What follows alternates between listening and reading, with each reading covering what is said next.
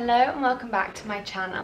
So today, excuse my shorter bits of hair, it's all my hair transplanted hair, advicey type video about what I do or how I react when someone's staring at me in public or if someone's asking me a question about what happened to me in public. It's something that I did struggle with for quite a long time and had a lot of advice for, whatever. I still remember particular instances when people have stared at me or asked me a question from years ago. They'll probably forget about you within the next 5 minutes, and even though it might be something that carries on with you, keep that in mind that they've forgotten about you.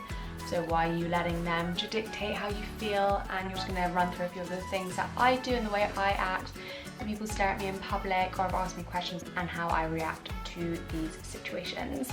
But I have had many people ask me what's happened to me. So I've been asked in petrol stations, in shops, in restaurants who are serving me, at the gym when I haven't really, to my face at least, been verbally abused. God knows what's happened behind my back. I do think that living in London is a factor of that. I think as a city it is kind of more diverse than other places. That is a factor, even though when I'm out, especially at night, I'm very much aware that it's an option that people could be rude to me or that people might stare, especially if they've had a drink, I don't know. It's really important to remember every time you do get one of these encounters is that 95% of the time it is people who are just curious. We are just inherently nosy people. They're not thinking to themselves, what's wrong with you? What did you do? What did you do wrong? What's on your face?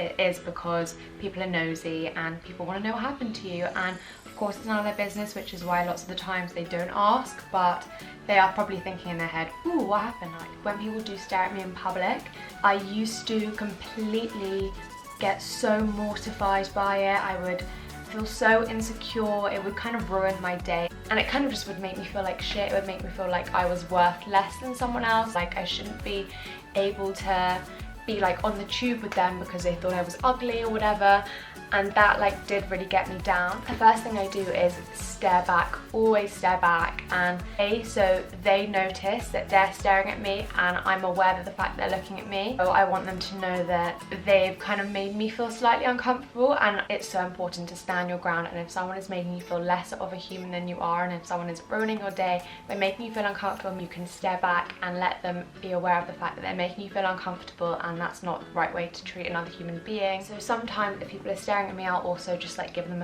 a smile back, and you know what, kill them with kindness. You'll end up feeling better about yourself. You're not allowing them to make you feel uncomfortable. You're being a nice, kind human, and whether it's a fake smile or not, that they are not worth any of your energy or your time. I also think it's important that if someone asks you a question, they're making you feel uncomfortable, you say, listen, I'm really sorry, but this is an uncomfortable question for me. Really polite and honest about it.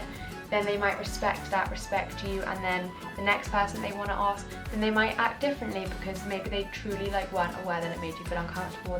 Or if you're open, then say, this is what happened to me. If someone's overly confident and annoyingly asking me, I might tell them I've been in an acid attack, make them feel a bit uncomfortable. Or they'll realise that maybe next time in a similar situation they can't ask these kind of questions to strangers, and I wouldn't argue with them just because I'm not going to waste my energy and my time. I have had friends with scars on their neck or whatever, and if people have asked them questions in public about what's happened to them, then sometimes they'll make up elaborate stories and just be like, oh, I was in a shark attack. I've also had people who I know, if a stranger has asked them what's happened to them, then always a funny one is to be like, what do you mean? Play dumb about it, and then that really does put them in their place. And if people ask you in public, you don't have to answer them. No one's entitled to know your business. These are people you'll probably never see ever again. No, if you don't want to answer, then don't answer. Don't feel like you have to answer because you might look different or have a scar or something. Doesn't mean that you need to divulge your life story to them. Would they go up to a stranger with no scars and ask them a personal question about their life? I doubt it very much. But of course it's different to an adult than a kid asking you, and I have had kids, for example, my baby cousin once asked me, Katie, why is your face so red? Kids especially are quite innocent asking. Just know that it's not on you, and it's not on negative thoughts that they might be thinking about you. It is because they are nosy.